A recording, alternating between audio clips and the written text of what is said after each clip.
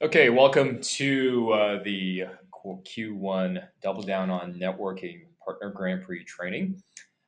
This focus is going to be on a few things. We're actually going to give you just a quick introduction to NetScaler, and then we'll talk some around the HDX Insight product, give you a update on some platforms that are coming out, and we'll also do the same around the Cloud Bridge. And a lot of this really is kind of built towards giving you more attach motions as far as using Citrix networking product to attach to existing Zen app and Zen desktop customer accounts. We'll also have one closing piece. Then we'll deal with some competitive information that you'd run into, again, when positioning both NetScaler and CloudBridge to a Citrix type of customer.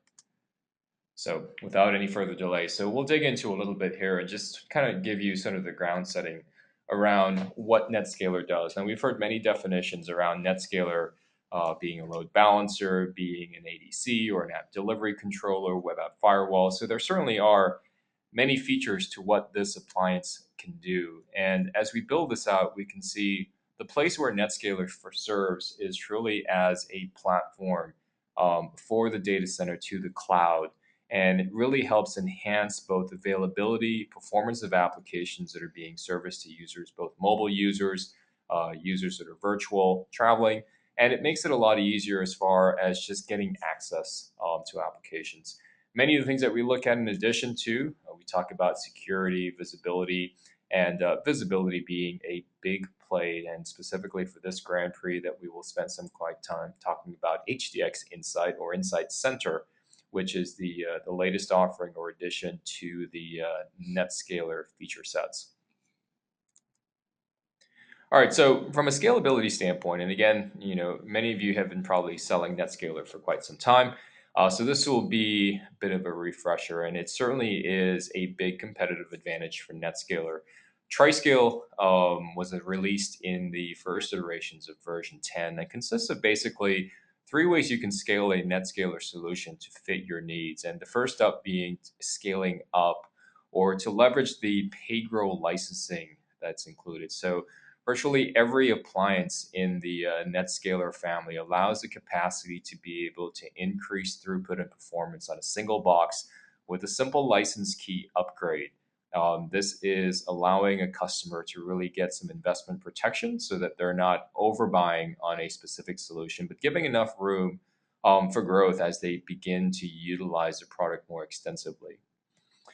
Next up, we have the ability of scaling in. So if you're familiar with NetScaler SDX, this is certainly a big play for Citrix and allows the ability of being able to get the functionality of many isolated NetScaler appliances in a virtual form factor that actually runs on dedicated hardware, and that being the NetScaler hardware, where we can offer the full SSL processing core capabilities that you would not get off of a VPX type installation on a commodity server.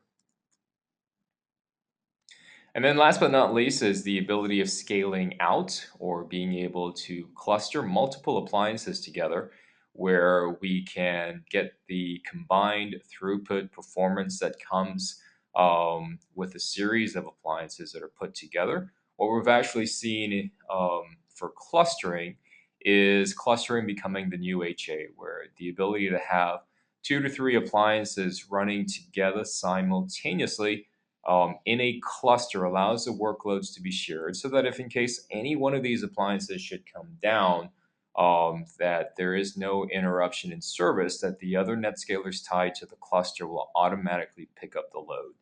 So this has actually proven to be a far more effective model versus just having 2 boxes and an active passive type configuration where there is no guarantee that that second cold box will actually fire up in the event of some disruption. So at least going this route in a cluster, there's a safer environment that allows a live box that's already running to certainly pick up the slack. So as many of you attended Summit earlier this year, you'll of course notice there is again an increased focus around NetScaler front-ending everything. So two of our core products that Citrix is leading hard and heavy with being Zen Desktop and Zen Mobile.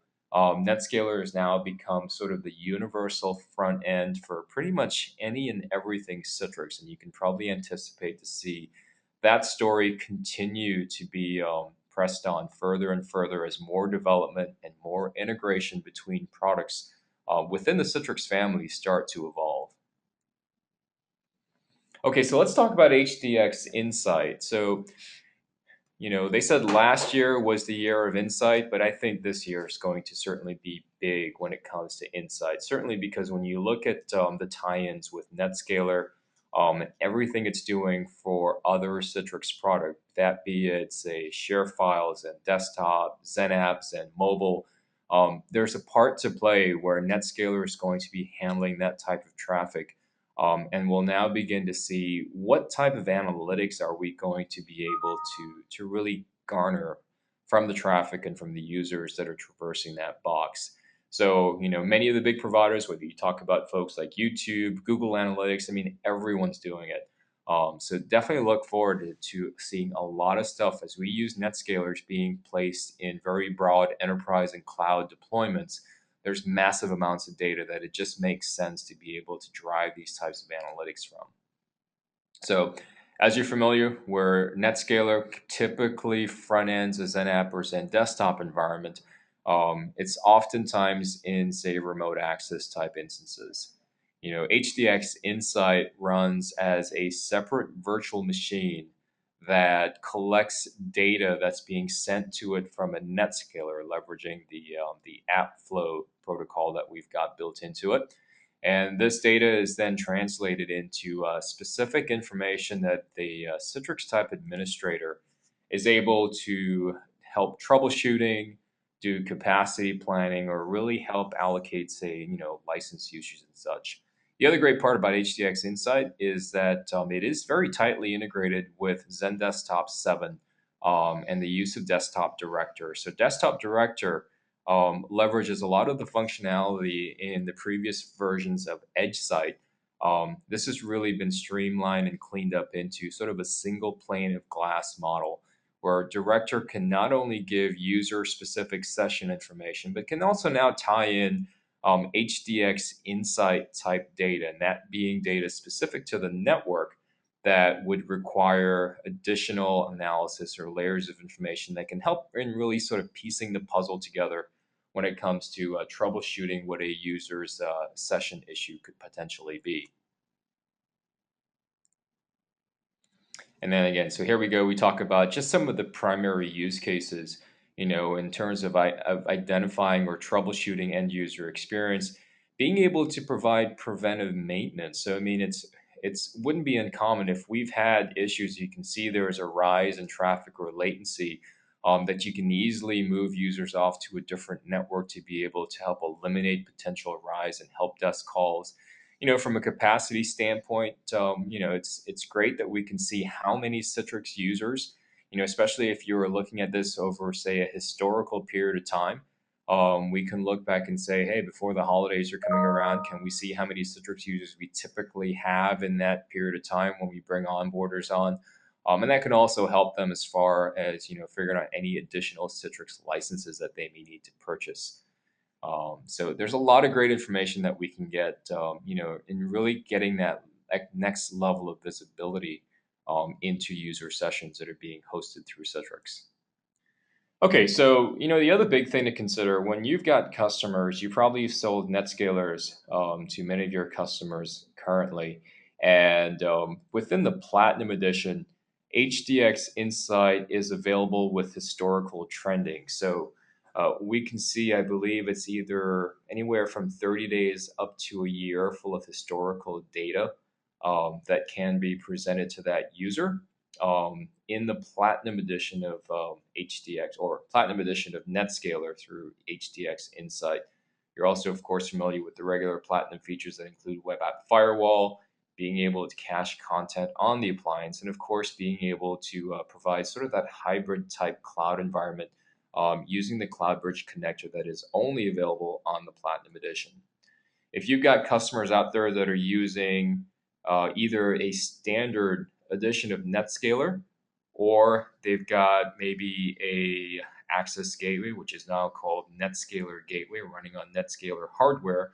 This is a sort of a great line-in to be able to push them up to an enterprise edition of NetScaler, being able to provide not just global server load balancing, which is only provided in enterprise and not standard, but it gives them initial insight on being able to test run HDX insight data that comes off the box. We only provide real time information where they're only able to get details, say, from like the last minute or the last 60 seconds of that user session.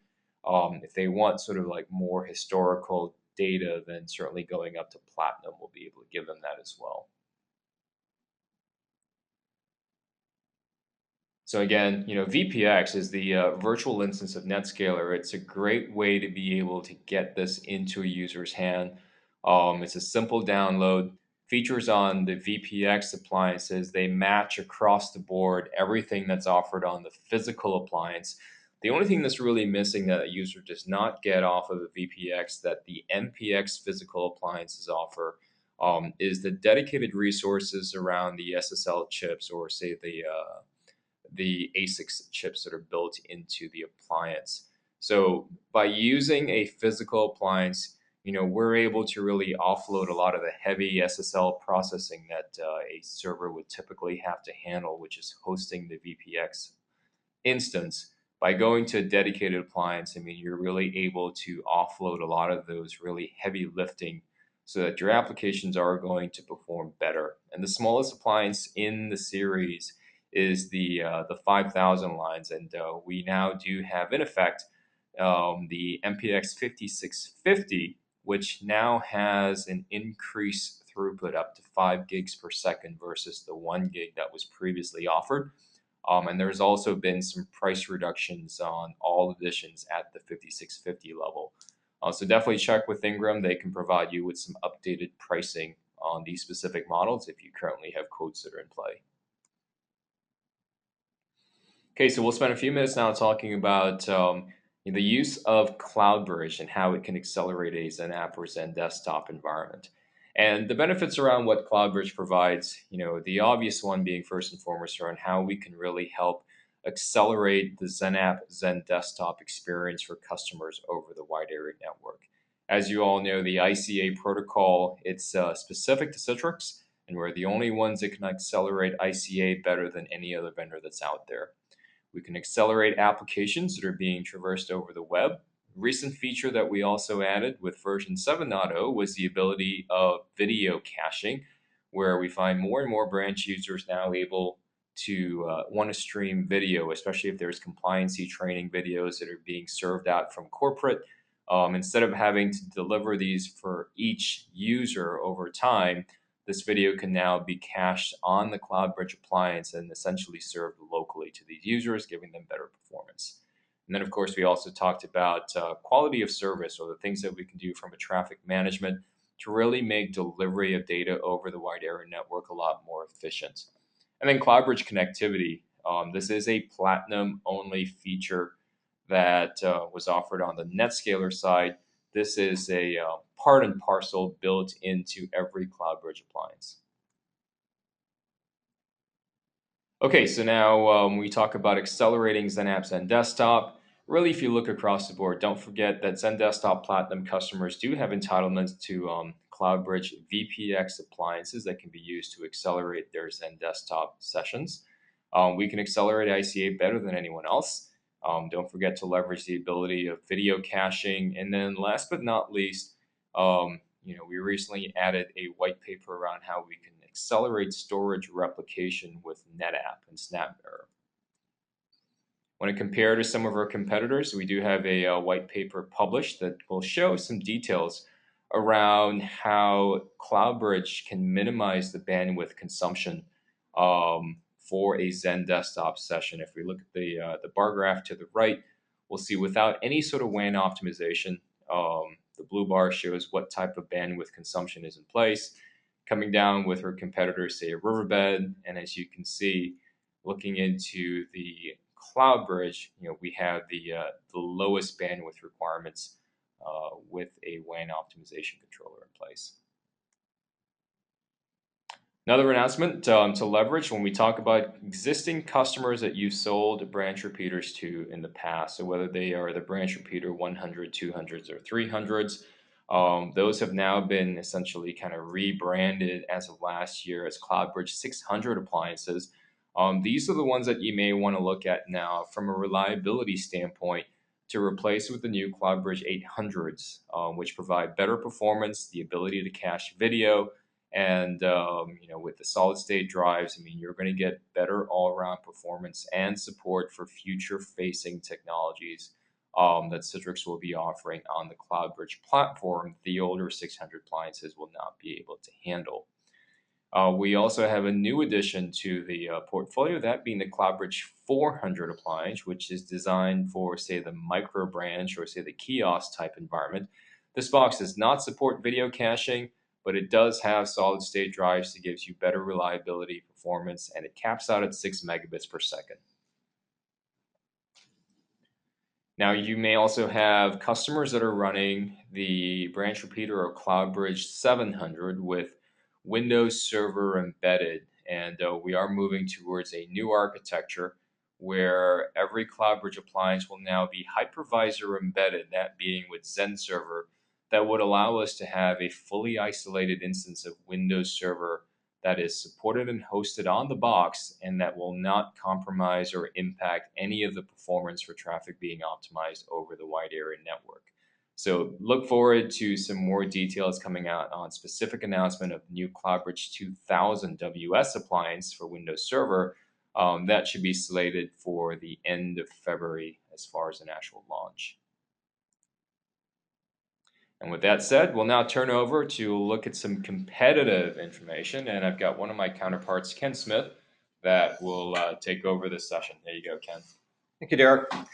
Hi, folks. I'm going to spend the next few minutes here going through NetScaler and CloudBridge competitive. Just dive right in here. So first off, who actually competes with NetScaler? Let me set up the discussion here a bit and sort of show you who else is in the ADC or the application delivery controller market. So for starters, Riverbed's a relatively recent entry into this market with their Stingray appliance. They've been active for probably a better part of a year in this market. They're not holding a ton of market share right now, but they aspire to move on up the charts here and consume some more of the market share. Next comes Radware. They're increasingly becoming a bigger player. They've been out there for a long time with their acquisition of Alteon from Nortel a few years back, and the recent major infusion and focus, fusion of capital and focus on the ADC market. They're working on trying to become a bigger player here. There's A10 Networks, which was founded by one of the co-founders of Foundry Networks. They're a private company that also is biting for some of the market share. And then finally, there's F5. And F5 is the one I'm going to spend the time talking about because by far they're the most significant competitor to NetScaler. So just quickly, who is F5? They're a company that's been around for quite a few years. They actually were founded during the .com age. Their original product was a true load balancer. They went ahead and sort of rode out the fall of the .com industry, and from there sort of went through some very lean years, but have slowly over the years evolved from a load balancing solution to more of an application delivery controller solution. So they're probably one of the companies that's been in this market the longest. $1.5 billion a year in revenue. And it's important probably to mention that their revenue balance between products and services has become very heavily weighted over the last year or so on the services and support side. Product revenue actually has been falling off, and they've increased greatly the revenue around that. And I'll explain why that's relative in just a few minutes here. Go ahead and move on. So as I mentioned, their year-over-year product growth has been challenged, or has actually been dropping. It's actually year-over-year, they actually had a negative 2% product growth. Now to set the stage, talk a little bit about our product growth across our three major ADC delivery platforms, the MPX, VPX, and SDX. First off, 15% year-over-year growth on the MPX, 42% year-over-year on the VPX, and 86%, which is huge, on the SDX. This platform has been absolutely key for us, the SDX, and I'll talk more to that and why that's very important for you as well. So I'm going to talk about a few sort of major highlights here, competitive highlights that you should use to position against F5 in favor of NetScaler.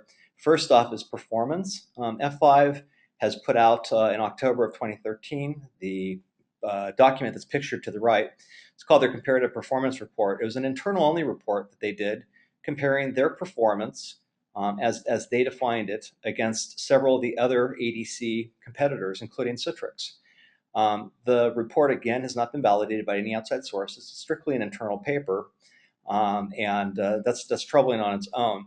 What's more interesting is the fact, and getting away from the papers, is basically a caveat with the F5 system or F5 ADC, and that's largely the fact that they have things called fast path modes, and what the fast path modes are particular feature combinations that run very, very fast, and they run very, very fast, especially comparatively to some of the other competitors. And the reason for that is they actually run through a hardware path that's very specialized.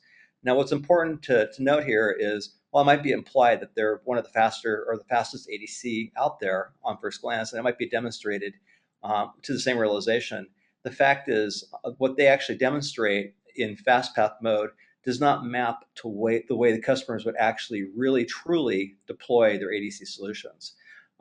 When tested that way, what ends up happening basically is that the product is forced in a feature combination that a customer would use to run in a slower path mode, requiring a lot of additional processing, and that slows down F5 and takes them quite a ways away from the high or very fast performance rates that they advertise.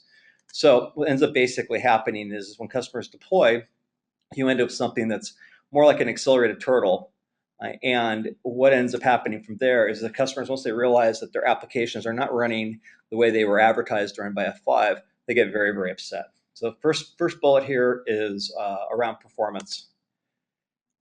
Now, to sort of battle this and to give you a tool to battle them, we're actually doing an independent test process right now with Tully Labs, who's a very well-known and validated third-party test organization. And what this is doing is basically showing some testing around how Citrix NetScaler compares to the F5 platforms with regards to feature to feature, but in combinations of features that reflect a realistic deployment on how customers would actually deploy both of these platforms. The end result basically shows, as you can see here with the blue bars, is that NetScaler performs significantly better in the different test cases, the different test sizes, than the 2200 version of the F5 appliance. We've got several different tests that will actually be part of this process. This report will be downloadable by mid-March, actually from the Tully site, so you can see directly from Tully how we actually fared. So as a result, the F5 sort of smoke and mirrors from the standpoint that they promote themselves as being very, very fast. But the bottom line is how the platforms actually perform when they're deployed. That's what's most important. And this test does actually prove that and proves that NetScaler is faster. Let me next talk just quickly about scalability. Now, Derek had talked previously about Triscale and all the advantages there. Of course, F5 is smart enough to put out their own scale up, scale out, and scale in marketing message around this, on-demand scaling, horizontal clustering, and virtualization.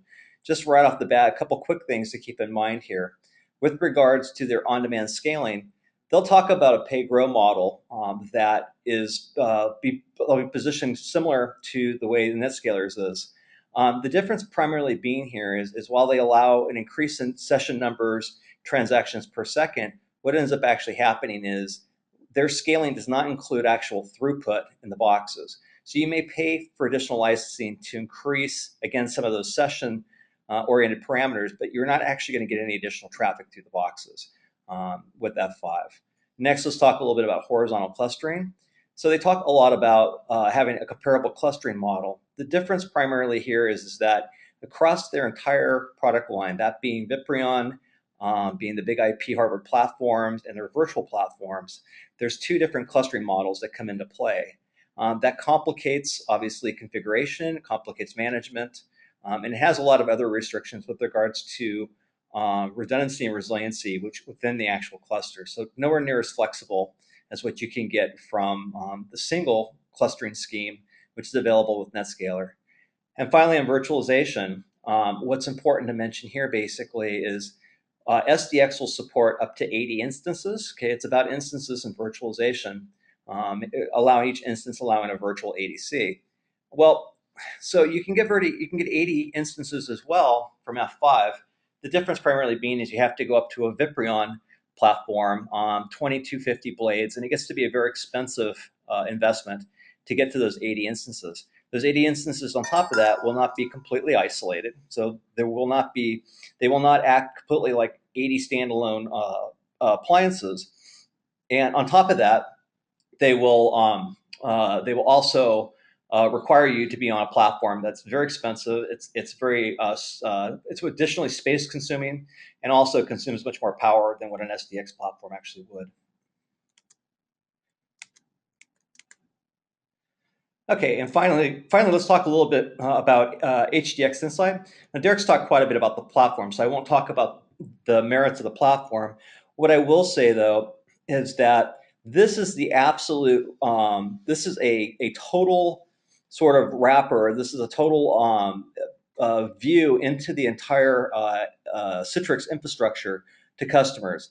This allows the analytics. It's integrated with all the products, including XA and XD, and it gives you a true way of sort of wrapping everything together into one easily managed infrastructure that allows you to quickly isolate Zen desktop and Zen application issues, provide additional analysis on analytics, and also quick problem discovery and quick problem resolution. So the HDX Insight platform is absolutely essential and is a piece that brings a completely different experience to application-oriented environments. So what's F5's answer to HDX Insight? They don't have an answer to HDX Insight. They may market that they have some products that are similar in some function and in some features, but the fact of the matter is they have nothing that does integrate the entire Zen desktop, Zen application environment, as well as NetScaler and CloudBridge. Finally, let's talk about pricing complexity. So with the enterprise version of Citrix NetScaler, you're able to go ahead and get included in the price both a global load balancing function as well as a central admin function. What is deceptive a bit about the way F5 prices things is that you get you pay much more in the end. Basically, you buy the hardware, and then you have to pay individually for things such as global load balancing and application control. So you can see the price differential here, where a lot of what they charge separately for is included in the Citrix prices. So why NetScaler? IT brand Pulse is basically a company that goes out and looks at the industry, the IT industry, and of course they name leaders every year. So Citrix NetScaler has not only been the innovation leader in having the most innovative products, as you can see, but also a service and support leader. So customers will get products that are leading edge and products that are very supportable and that are supported by a world-class organization. It's very, very important to the customer, especially given their investment in these platforms and the fact they expect that they'll stick around through the service life of a couple of years. So finally, NetScaler advantages versus big IP, just quickly here. I talked about performance, I talked about scalability. I talked about the appliance consolidation or scale in, and I also talked about scale out with regards to clustering. Enhanced XA, XD, or Zen application and Zen desktop support, absolutely key here in managing these environments, and HDX Insight delivers that. And then finally, the partnership we have with Cisco around optimal application visibility with their ACI solution and our co-marketed solutions around RISE and VPath. These are absolutely next generation and absolutely critical going forth in a virtualized application-oriented environment.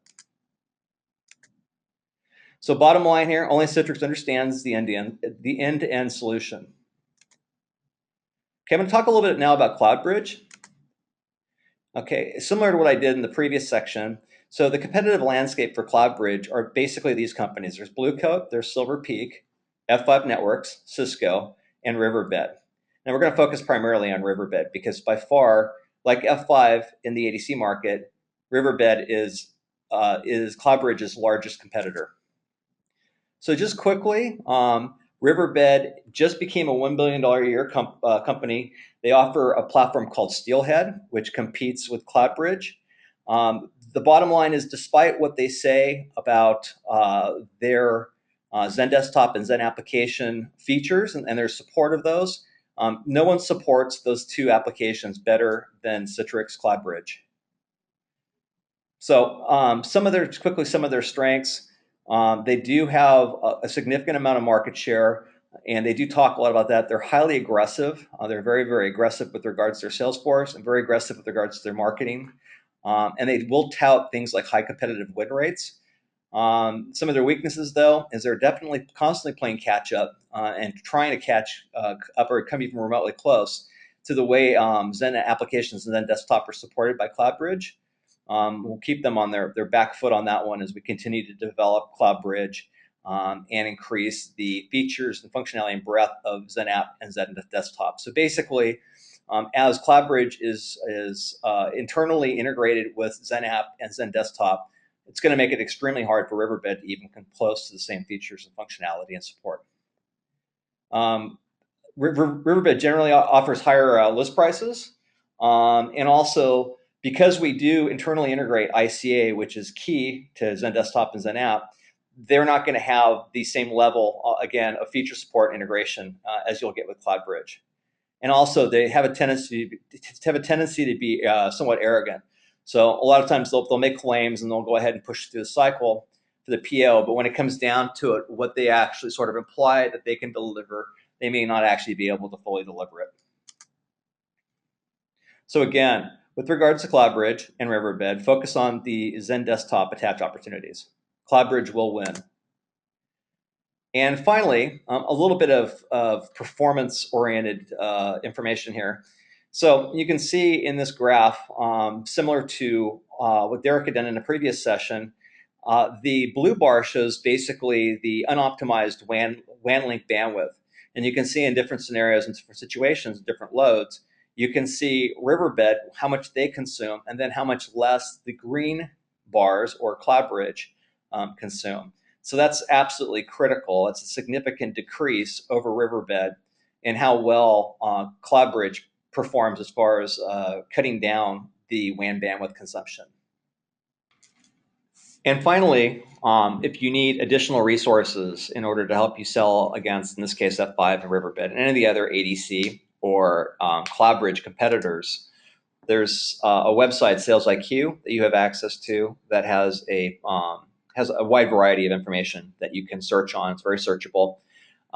Just with regards to support of NetScaler, some of the upcoming competitive pieces that are coming up are some new battle cards. There's a current one or a recently updated one for F5 that is currently up there. Shortly, there'll be one up there for A10 as well as for Radware if you happen to encounter them. There's also some competitive sales decks which you can also that are pretty broad, but nearly in any sales situation, you should be able to trim slides out of those. You can use them in their entirety or trim out whatever you need in order to go make the sale. Additionally, there's a CloudBridge competitive information up on Sales IQ, and the web is actually there. There's quite a bit on Riverbed at that link and searchable on the Sales IQ site. If you have any further questions, please just contact your CDM or your Citrix rep. With that, I'd like to say thank you for your time and good selling.